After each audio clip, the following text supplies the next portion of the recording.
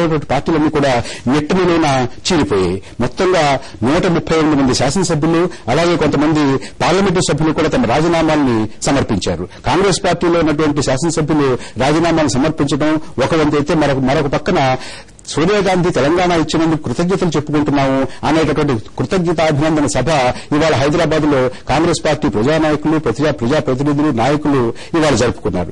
ఒక పక్క తెలుగుదేశం పార్టీ తెలంగాణ విభాగాన్ని ఆవిష్కరించాలి, ప్రారంభించాలి అనేటటువంటి ఒత్తిడి ఆ నాయకుడి మీద, అధినాయకుడి మీద ఎక్కువవుతూ ఉండగా, మరొక పక్క తెలంగాణకి ఆంధ్ర ప్రాంతానికి చెందినటువంటి తెలుగుదేశం పార్టీ శాసనసభ్యులు స్పీకర్ని కలిసి తమ రాజీనామాలు ఆషామాషి కాదని ఆ రాజీనామాలన్నింటినీ కూడా వారు ఆమోదించాలి అని బలంగా కోరారు. ఈ రకమైనటువంటి రాజకీయ పరిణామాలు జరుగుతున్నాయి. ఒక్క వామపక్షాల్లోనూ భారతీయ జనతా పార్టీలోనూ తప్ప మిగతా అన్ని పార్టీల్లోనూ కూడా స్పష్టత లేకుండా పార్టీలు ఇదివరకు ప్రకటించినటువంటి విధానానికి వ్యతిరేకంగా భిన్నంగా పార్టీలు నిట్టనిలా చీలిపోయాయి. ప్రజారాజ్యం పార్టీ విషయానికి వస్తే ప్రజారాజ్యం పార్టీ శాసనసభ్యులు శ్రీ గంటా శ్రీనివాసరావు చిరంజీవి సమైక్యాంధ్ర ఉద్యమానికి నాయకత్వం వహించాలి అని ఒక పక్కన కోరుతుంటే నిర్మల్కి చెందినటువంటి ఆ పార్టీ శాసనసభ్యులు చిరంజీవి గనక ప్రజారాజ్యం పార్టీ గనక తెలంగాణ మీద తన వైఖరి మార్చుకుంటే ప్రజలు గుణపాఠం చెబుతారు అనేటటువంటి హెచ్చరిక చేశారు. ఇది ఇలా ఉండగా ఢిల్లీలో ఏం జరుగుతోంది అనే దాని మీద కూడా ఇవాళ కొంత దృష్టి పెడదాం. రాంభూపాల్ రెడ్డి గారు, చాలా పెద్ద ఎత్తున ప్రతి రాజకీయ పార్టీలోనూ నెట్టిన చీలిపోయాయి కదా. మీ పార్టీలో ఒక పక్క ఎగరబాటి రాజగోపాల్ గారు రాజీనామా చేసి దీక్ష ప్రారంభించి దీక్ష కొనసాగిస్తున్నారని చెప్పారు. ప్రాంతీయవాదాన్ని తుక్కుగా ఓడించాలి అనేటువంటి మాట చాలా బలంగా మాట్లాడుతున్నారు. మరొక పక్క సోనియా గాంధీకి మేము అందరం కూడా కృతజ్ఞతలు చెప్పుకుంటున్నాం అని మీ పార్టీకి చెందినటువంటి తెలంగాణ నాయకులు సభ పెట్టారు. ఇవాళ ఎటువంటిన్నాయి పార్టీలు? ఇప్పుడు పరిస్థితి చూస్తే 1953లో తెలుగు మాట్లాడే వాళ్ళందరూ ఒకే రాష్ట్రంలో ఉండాలనే ఉద్దేశంతోనే మేము కర్నూలు రాయలసీమ వాసులం మాకుండే రాజధాని కూడా వదిలిపెట్టి ఈ రాష్ట్రం అందరం కలిసి ఉండాలనే ఉద్దేశంతోనే మేము హైదరాబాద్ లో వచ్చి కలచడం జరిగింది. ఇన్ని సంవత్సరాల అభివృద్ధి అయిన తర్వాత మీరు బయటకు వెళ్ళి మిమ్మల్ని పంపించేస్తాం, మాకు అవసరం లేదు మీరు అని చెప్పడం ఎంతవరకు న్యాయం? మీరు ఒక్కసారి రాయలసీమ ప్రాంతం యొక్క పార్టీ పదే ఎన్నికల్లో 2004 ఎన్నికల్లో 2009 ఎన్నికల్లో మొన్న ఎప్పుడు అడిగినా కూడా మొన్న అఖిలపక్ష సమావేశంలో కూడా మాకు తెలంగాణ ఇవ్వడంలో అభ్యంతరం లేదని పదే వీరందరూ చెప్పారు. ఇవాళ మీ పార్టీ ఈ విషయం మీద ఎందుకు చీలింది? మీకు ఒకటే చెప్తాను, మాకు సిఎల్పి మీటింగ్ పెట్టిన రోజు కూడా రాజశేఖర రెడ్డి గారు 12/2/2009 ఒక తీర్మానాన్ని అసెంబ్లీలో ప్రవేశపెట్టినారు.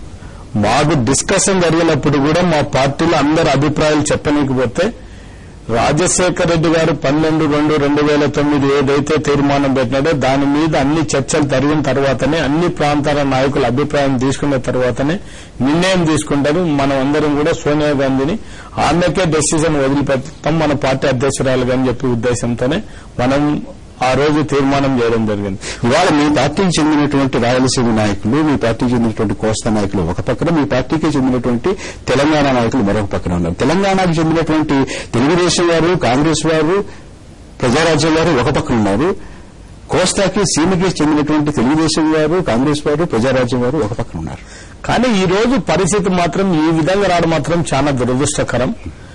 పొట్టి శ్రీరాములు ఏదైతే తెలుగు మాట్లాడే వాళ్ళందరూ రాష్ట్రం కోసం ప్రాణ త్యాగం చేసినాడో అటువంటి నాయకుడు ఈ రోజు కూడా పరిస్థితి చూస్తే మాత్రం నేను ఎందుకు ఈ రాష్ట్రం కోసం నా ప్రాణ త్యాగం చేసినాననేది కూడా ఆయన మనసు శోభించే పరిస్థితి ఉండడం జరుగుతుంది. ఈ రోజు ఒకటి కూడా 53లో విశాలాంధ్ర ఏర్పాటైంది. 69లో మాకంత బాధ ఒకటి, 69లో భార్గవ జస్టిస్ సుప్రీంకోర్టు జడ్జితో మొత్తం ఒక కమిషన్ రిపోర్ట్ ఇచ్చేసినారు. దాంట్లో కూడా ఆయన ఒకటే చెప్తున్నాడు, వాళ్ళు మాకు తెలంగాణకు అన్యాయం జరుగుతుందంటే ఆ రిపోర్ట్లో కూడా జస్టిస్ రిపోర్ట్లో కూడా ఎవరికి ఇక్కడ అన్యాయం జరగడం లేదు, ఆంధ్ర రాయలసీమ ప్రాంతాన్ని ఈ తెలంగాణ ఒక క్షణం విజయవాడ నుంచి మనతో ప్రత్యక్ష ప్రసారం ద్వారా మాట్లాడడానికి లగర్బాటి రాజగోపాల్ గారు అందుబాటులోకి వచ్చారు. రాజగోపాల్ గారు నమస్కారం అండి. రాజగోపాల్ గారు నమస్కారం. రాజగోపాల్ గారు నమస్కారం. మీరందరూ కాంగ్రెస్ పార్టీకి చెందినటువంటి వారు ఇవాళ రెండు ప్రాంతాలు, ముఖ్యంగా తెలంగాణ ప్రాంతం వారు ఒక పక్క, రాయలసీమ కోస్తాంధ్ర ప్రాంతాల వారు ఒక పక్క, ఒకరినొకరు ఎడముఖం పెడముఖం అవుతారు, ఒకరినొకరు మాట్లాడుకోవడం లేదు. మీరందరూ అక్కడ దీక్షలో కూర్చున్నారు. ఇవాళ ఇక్కడ హైదరాబాద్ నగరంలో వెంకటరామరెడ్డి హాల్లో మీ పార్టీ నాయకులు ప్రజాప్రతినిధులు తెలంగాణ ప్రాంతం చెందినటువంటి వారు కృతజ్ఞత అభినందన సభ పెట్టుకుని సోనియా గాంధీ గారికి కృతజ్ఞతలు తెలియజేశారు. ఇవాళ మీరు గమనిస్తే కాంగ్రెస్ పార్టీ చాలా స్పష్టంగా ఉంది. 2009 ఎన్నికల్లో దాని ముందుందాక మా సోదరుడు మిత్రుడు రాంగోపాల్ రెడ్డి గారు చాలా చక్కగా చెప్పారు. 12/2/2009 ఎన్నికల ముందు అనేక ప్రాంతాల సమస్యలు ఉన్నాయి. ఇవన్నీ కూడా తేలకుండా రాష్ట్ర విభజన కష్టం చేయలేరు. అసలు ముందు సమస్యలు ఏంటి, అసలు రాష్ట్ర విభజన కావాల్సిన అడ్డంకులు ఏంటి, ఇవన్నీ కూడా పరిశోధన చేయమని చెప్పి రాజా గారు కమిటీ వేసి కాంగ్రెస్ పార్టీ ఒక్కటే తెలంగాణ ఇస్తామని ప్రకటించాల. మిగతా పార్టీలన్నీ తెలంగాణ ఇస్తాం, మేము అనుకూలమే, మేమంతా కూడా ఏది విడదీయడానికి మేము ఒప్పుకుంటామని చెప్తే కాంగ్రెస్ పార్టీ చెప్పలా. కానీ ఎన్నికల్లో 2009లో దిగ్విజయంగా కాంగ్రెస్ పార్టీకి వచ్చింది. ఆ తర్వాత ఆ ఎన్నికల్లో టీఆర్ఎస్ 10 సీట్లు కూడా రాలా. ఆ తర్వాత జరిగిన ఎన్నికల్లో ఇప్పుడు కాంగ్రెస్ పార్టీ వైఖరి రాష్ట్రంలో మారకపోయినా కేంద్రంలో మారకపోయినా ఆల్ పార్టీలో ఒక అభిప్రాయం వచ్చిందని చెప్పి కేంద్రం అనుమతి ఇవ్వటం దాన్ని వ్యతిరేకిస్తుంది. ఎందుకంటే ఎన్నికలప్పుడే టీడీపీ మేము తెలంగాణ ఇస్తామని చెప్పారు, ఎన్నికలప్పుడే టీఆర్పీ తెలంగాణ ఇస్తామని చెప్పారు, ఎన్నికలప్పుడే సిపిఐ ఇస్తా ఉన్నారు. కానీ కాంగ్రెస్ పార్టీ మాట చెప్పలా, తెలంగాణ ఇస్తామని చెప్పలా. అందుకని కాంగ్రెస్ ఆ వైఖరిని మార్చుకోకూడదు ఎన్నికల తర్వాత అని చెప్పి గట్టిగా పట్టుబడతాం. లేదంటే 2014 తర్వాత ఒకవేళ తేడా చేసుకోవచ్చు. కానీ మొన్న ఎన్నికలు సమైక్యవాదానికి వేర్పాటువాదానికి వ్యతిరేకంగా గెలిచొచ్చినప్పుడు మిగతా పార్టీలు వైఖరి పట్టి మనం మార్చకూడదని ముందుగా కాంగ్రెస్ పార్టీలో సరిదిద్దుకోమన్నాం.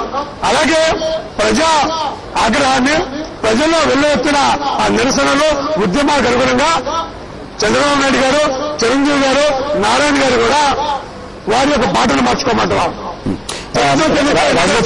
ఒక చిన్న ప్రశ్న, ఓటు వేయలేదు. ఒక చిన్న ప్రశ్న రాజగోపాల్ గారు, నేను అడిగిన ప్రశ్న ఏంటంటే మీ పార్టీలో ఉన్నటువంటి నాయకులు ప్రాంతాల వారీగా విడిపోయారు.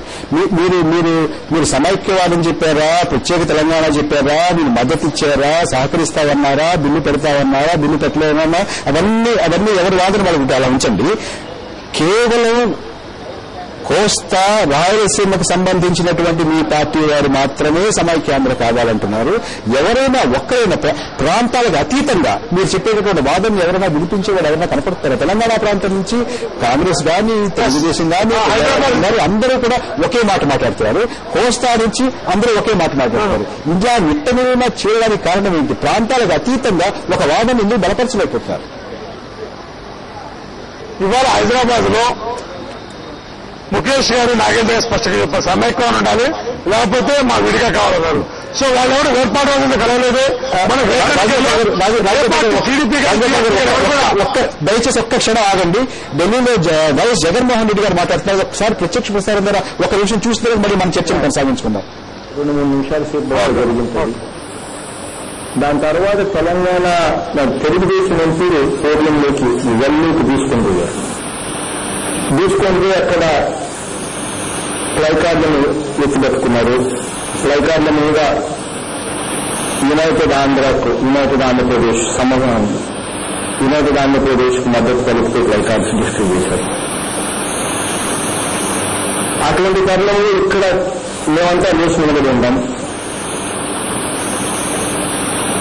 ఎవరు తెలంగాణ చూసేదానికి చంద్రబాబు నాయుడు గారు అసలు తప్పు చేసి చంద్రబాబు నాయుడు గారు, ఈ కన్ఫ్యూజన్ క్రియేట్ చేసిన చంద్రబాబు నాయుడు గారు, అటువంటి వ్యక్తులను మళ్లీ ఆ తప్పులను చేయనట్టుగా మధ్యపెట్టే కార్యక్రమం చేస్తున్నాడు.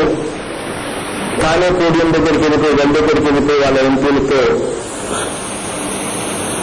యునైటెడ్ ఆంధ్ర ప్లైకార్డు పట్టుకుని ఒక పక్క ఇక్కడేమో తెలంగాణ వాళ్ళు లేకుండా ఉంటాము. అటువంటి తరుణంలో నాకు వేరే గత్యంతరం లేకపోయింది.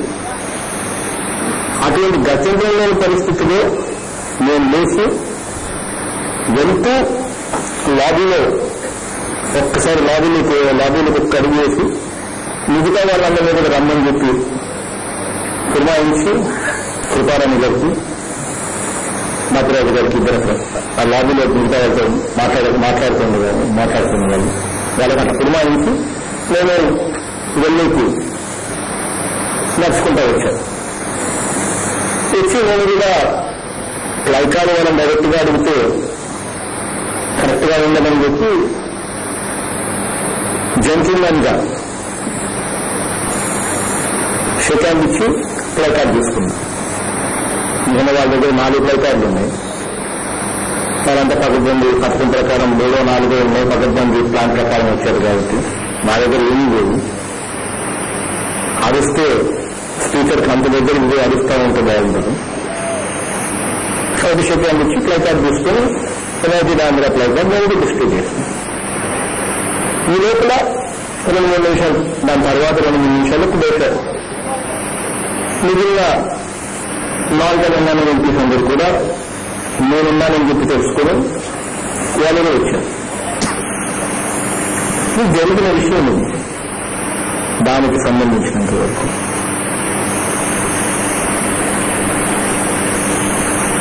ఈ పరిణామాలు అక్కడ కరెక్ట్ గా చోటు చేసుకున్నాయి. ఆ రోజు ఒక్కసారి ఇది నా స్టాండ్ అని ఒక్కసారి డిస్ప్లే చేసిన తర్వాత పార్లమెంట్ లో రోజు పెట్టుకోవాల్సిన పనుల, రోజు గొడవడాల్సిన పనుల, పార్లమెంట్ లో అంతమంది చూస్తూ ఉండగా బహుశా చంద్రబాబు నాయుడు ఈరోజు భయపడ్డాడు, చిరంజీవి గారి గురించి భయపడ్డారు. ఒక స్టాండ్ అనేది లేదు, ఒక క్రెడిబిలిటీ అనేది లేదు. ఒక లీడర్ అనేవారు ఎవరైనా ఉంటే, ఒక నాయకుడు అనేవారు ఎవరైనా కరెక్ట్ గా ఉంటే ఆ నాయకుడు ఏదైనా మాట చెప్తే మాట మీద నిలబడతాడు అని నమ్మకం ఉండాలి. ఆ నమ్మకం లేనప్పుడు ఆ నాయకుడే కాకుండా పోతుంది. తప్పు ఏముందండి? జై రాయలసీమ అంటే తప్పు, జై ఆంధ్ర అంటే తప్పు, జై తెలంగాణ అంటే తప్పు. అందరం కలిసికట్టుగా అన్నదమ్ముల్లా ఉండాలంటే తప్పెట్లా అవుతుంది? ధైర్యంగా నిలబడి అవును అందరం కలిసికట్టుగా ఉందాం, అన్నదమ్ములుగా ఉందాం, తెలంగాణను సువర్ణ తెలంగాణ చేద్దాం, రాబోయే బడ్జెట్ లో ఇన్ని లక్షల కోట్లు తెలంగాణ మీద ఖర్చు చేస్తాం, తెలంగాణలో కాంతారం ప్రాజెక్టు పూర్తి చేస్తాం, ప్రాణహిత చేవల ప్రాజెక్టు పూర్తి చేస్తాం, ఉచిత పవర్ ఉచిత పవర్ కంటిన్యూ చేస్తాం, ఫీజు రీయింబర్స్మెంట్ కార్యక్రమం కంటిన్యూ చేస్తాం, ₹2 కిలో బియ్యం కంటిన్యూ చేస్తాం, ఛత్తీస్గఢ్ బార్డర్ తెలంగాణ బార్డర్ ఆనుకుని ఉన్నాయి. ఛత్తీస్గఢ్ నుంచి దాదాపుగా 10,000 మంది నక్సలైట్లు ఒక గంటలో కరీంనగర్కు ఖమ్మంకు వచ్చే పరిస్థితి రావాలనుకుంటే వాళ్ళు ప్రొటెక్ట్ చేసుకోవాలి. ఆంధ్రప్రదేశ్ను తెలంగాణను కలిసికట్టుగా చేసుకుందాం అని ధైర్యంగా నిలబడి చెప్పలేకపోతే, నిజంగా తెలంగాణ ప్రజల మనోభావాలను గౌరవించలేకపోతే ఏ రకంగా నాయకత్వం మనం కరెక్ట్ అని చెప్పి చెప్పగలుగుతాం? చంద్రబాబు ధైర్యం లేదు, చిరంజీవికి అంతకన్నా లేదు. వచ్చి ఒకరోజు ఎలక్షన్లకు ముందు ఇదే చంద్రశేఖరరావు గారితో పెట్టుకుని సెపరేట్ తెలంగాణ అన్నది. ఎలక్షన్లు అయిపోయిన తర్వాత జీహెచ్ఎంసీ గ్రేటర్ హైదరాబాద్ ఎన్నికలు వచ్చేది. గ్రేటర్ హైదరాబాద్ లో తెలంగాణ నినాదం తీసుకుంటే 10 ఓట్లు కూడా పడవని చెప్పి చంద్రశేఖరరావు గారిని నట్టేట ఉంచాడు. చంద్రశేఖరరావు గారిని ఎత్తున పేరు పెట్టాడు. మళ్లీ చంద్రశేఖరరావు గారు తన నినాదం తనది, తాను ధైర్యం చేసి నిరాహార దీక్ష కూర్చునే కార్యక్రమం చంద్రశేఖరరావు గారు చేస్తే దానికి భయపడి మళ్లీ వెంటనే చంద్రశేఖరరావు గారికి మద్దతిచ్చే కార్యక్రమం చేశారు. తప్పని ఆ మద్దతునన్నా కానీ అట్లే కంటిన్యూ చేస్తున్నాడా అంటే మళ్ళా ఈ వ్యక్తుల ఇంతవరకు ఎప్పుడూ కూడా కలిగిన నీటిలో ఈ అండర్ కరెంట్ కలిసి ఉందాం అనే భావన ఏదైతే బయటపడిందో మళ్ళీ ఆ భావనతో మళ్ళీ కనుక అక్కడ సీకిపోతాయని, ఓట్లుపోతాయని మళ్ళీ వెనకడు వేసి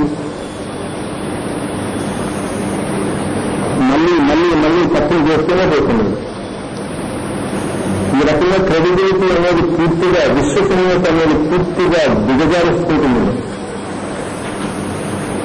ఈ రకంగా విశ్వసనీయత అనేది లేకపోతే మనం ఇంతకుముందు 2 రూపాయలు కిలో బియ్యాన్ని, రామారావు గారు బతుకున్నప్పుడు 2 రూపాయల కిలో బియ్యాన్ని, ఎలక్షన్లకు ముందు 2 రూపాయల కిలో బియ్యం కంటిన్యూ చేస్తామన్నారు చంద్రబాబు నాయుడు గారు.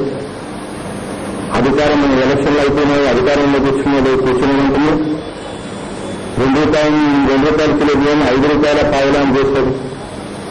ఎక్కడుందండి విశ్వసనీయత? మద్యపాన నిషేధం గురించి కూడా అదే రకంగా చేశారు. ఎలక్షన్లకు ముందు మద్యపాన నిషేధాన్ని వాడుకొని తను కంటిన్యూ చేస్తానన్నాడు. ఎలక్షన్లు అయిపోయిన వెంటనే ఈనాడు 4 రాతలు రాపిస్తారు. కుదరదు, ఖజానా మీద తీవ్రమైన భారం పడుతుంది అని చెప్పి వెంటనే మళ్ళీ దాని మీద కూడా యూటర్న్ తీసుకుంటాడు. తీసుకొని మళ్ళీ మద్దతు చేయడం మళ్ళీ ఎత్తివేస్తాడు. కడపలో గండికోట ప్రాజెక్టుని ఒకటింది, నవ్వేస్తుంది కదా. ఎమ్మెల్యే ఎలక్షన్ వచ్చినప్పుడు ఒకసారి వచ్చి టెంకాయ పెడతాడు, మళ్ళీ ఎంపీ ఎలక్షన్ వచ్చి 2 సంవత్సరం తర్వాత 2 తర్వాత మళ్ళా వచ్చి మళ్ళీ టెంకాయ పెడతాడు.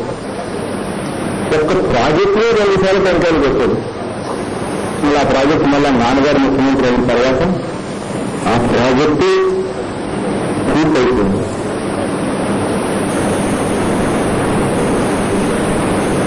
దాదాపుగా విశ్వసనీయత అనేది ఏ నాయకుడున్నా కానీ ఒక నాయకుడిగా ఎదగాలి, ఒక నాయకుడిగా ఉండాలి అని అంటే రాజకీయాలలో ఎదుగుదలకులు ఉంటాయి. ధైర్యంగా నిలబడగలిగినప్పుడు, విశ్వసనీయతను మనం కష్టాలు వచ్చినప్పుడు మనం చాటుకోగలిగితే ఈ పార్టీని నిలబడుతుంది, ఏ నాయకుడని నిలబడుతుంది. చంద్రబాబు నాయుడు గారు పూర్తిగా దీంట్లో తప్పే కాదు. కాంగ్రెస్ పార్టీ అందరినీ పిలిచి, అన్ని పార్టీలను పిలిచి ఏం చేద్దాం, తెలంగాణ ఇద్దామా వద్దా అని కాంగ్రెస్ పార్టీ అన్ని పార్టీలను పిలిచి అడిగింది. ఆ రోజు ప్రతి పార్టీ కూడా తెలంగాణను ఇస్తేనే నేను సపోర్ట్ చేస్తాను, తెలంగాణ మీరు ఇవ్వండి నేను సపోర్ట్ చేస్తానని చెప్పి తెలుగుదేశం పార్టీ, టీఆర్పీ పార్టీ, ఈ అన్ని పార్టీలు కూడా ముందుకొచ్చి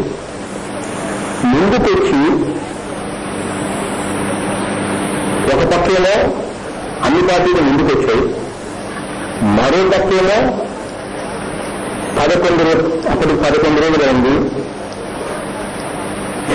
కేసీఆర్ గారు నిరాహార దీక్ష కొనసాగిస్తుండగా.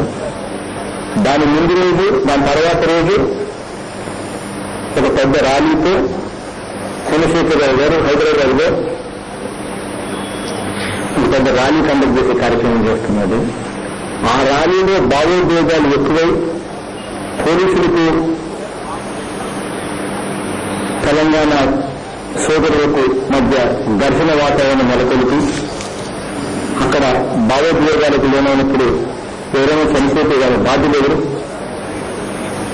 అటువంటి తరుణంలో ఎవరు చనిపోకూడదు అనే ఉద్దేశంతో కాంగ్రెస్ పార్టీ ముందుకొచ్చి తాను మీరు అందరూ ఒప్పుకున్నారు కాబట్టి కాంగ్రెస్ పార్టీ సరే ఉంది. దాని తర్వాత వెంటనే ఓవర్ నైట్ 11:30 రాత్రి చిదంబరం గారు స్టేట్మెంట్ ఇచ్చారు. మరుసటి రోజు పొద్దున్న 8 గంటలకు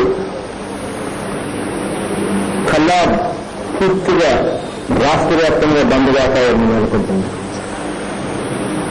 ఇంతవరకు వ్యక్తులు కూడా అందరం కలిసి ఉందాం, అన్నదమ్ముందా అనే నినాదం వ్యక్తులు వినిపించిన విధంగా కోస్తా ప్రాంత కాంగ్రెస్ నాయకులు రాష్ట్ర పితాని సత్యనారాయణ కూడా చర్చలో పాల్గొనడానికి స్టూడియోకి వచ్చారు. సత్యనారాయణ గారు స్వాగతం. ఇప్పుడు ఒక చిన్న విరామం తీసుకున్న విరామం తర్వాత మన చర్చను కొనసాగించుకుందాం.